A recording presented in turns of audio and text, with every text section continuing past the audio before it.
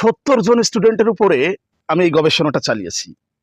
আমি প্রায় 70 জন স্টুডেন্টকে জিজ্ঞেস করেছি। আচ্ছা, প্রশ্নটা বলি, হ্যাঁ?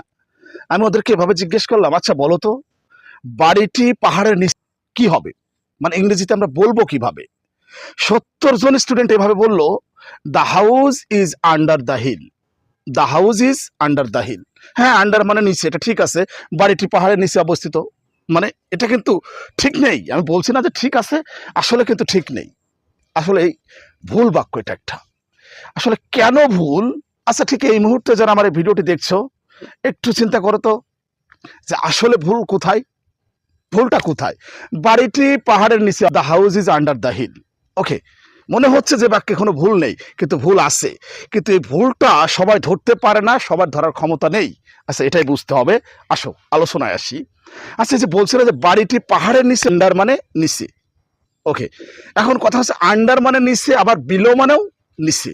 আন্ডার শব্দের অর্থ নিচে, বিলো মানেও নিচে। তাহলে কোনটা কোথায় বসবে? দেখো, সরাসরি নিচে যেটা থাকবে সেটা হচ্ছে আন্ডার। যেমন আমরা বলতে পারি the cat is under the table. The cat is under the table, মানে বিড়ালটি টেবিলের নিচে আছে। হ্যাঁ, বিড়াল টেবিলের নিচে থাকতেই পারে, এটা ঠিক যে বিড়ালটি টেবিলের নিচে। কিন্তু তাই বলে পাহাড়ের নিচে কি কোনো বাড়ি থাকতে পারে? সরাসরি পাহাড়ের নিচে কি কোনো বাড়ি থাকতে পারে? থাকা সম্ভব? কখনোই সম্ভব না। কাজে এখানে বিলো ব্যবহার করতে হবে, বিলো।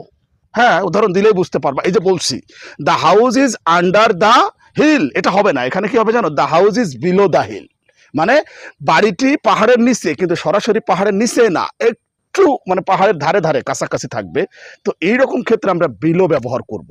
কাজেই ওই যে বললাম the house is under the hill, এটা হবে না। এটা হবে হচ্ছে the house is below the hill. এটার অর্থ কিন্তু বাড়িটি পাহাড়ের নিচে। আমার মনে হয় যে ব্যাপারটা ক্লিয়ার। জাস্ট বিলো এবং আন্ডারের ব্যবহারটা আমাদেরকে বোঝা উচিত, তাহলে আমরা এই ধরনের ভুল সহজে ধরতে পারি।